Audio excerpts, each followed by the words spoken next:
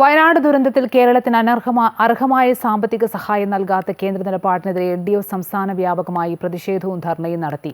തിരുവനന്തപുരത്തെ രാജ്ഭവന് മുന്നിൽ നടന്ന പ്രതിഷേധ സമരം CPM സംസ്ഥാന സെക്രട്ടറി MV ഗോവിന്ദൻ ഉദ്ഘാടനം ചെയ്തു. വയനാട് പുനരധിവാസം ലോകത്തിന് തന്നെ മാതൃകയാക്കുന്ന രീതിയിൽ സംസ്ഥാന സർക്കാർ നടപ്പാക്കുമെന്ന് MV ഗോവിന്ദൻ പറഞ്ഞു. കേന്ദ്രം കേരളത്തോട് കാട്ടുന്നത് രാഷ്ട്രീയ വിവേചനമെന്നും MV ഗോവിന്ദൻ കുറ്റപ്പെടുത്തി. CPM ജില്ലാ secretary V Joy, Anavoor Nagappan, CPI നേതാക്കളായ പന്നിൻ രവീന്ദ്രൻ, മങ്കോട് രാധാകൃഷ്ണൻ തുടങ്ങിയവർ പങ്കെടുത്തു. ഏത് സംസ്ഥാനത്തിനായാലും സംസ്ഥാനത്തിന് ദുരന്ത നിവാരണ ഫണ്ടിൻ്റെ ഭാഗമായി ഫണ്ട് അനുവദിക്കാൻ കേന്ദ്ര ഗവൺമെൻറ് ബാധ്യസ്ഥമുള്ള ഒരു സംവിധാനമാണ്, ഭരണഘടനാ സംവിധാനമാണ്.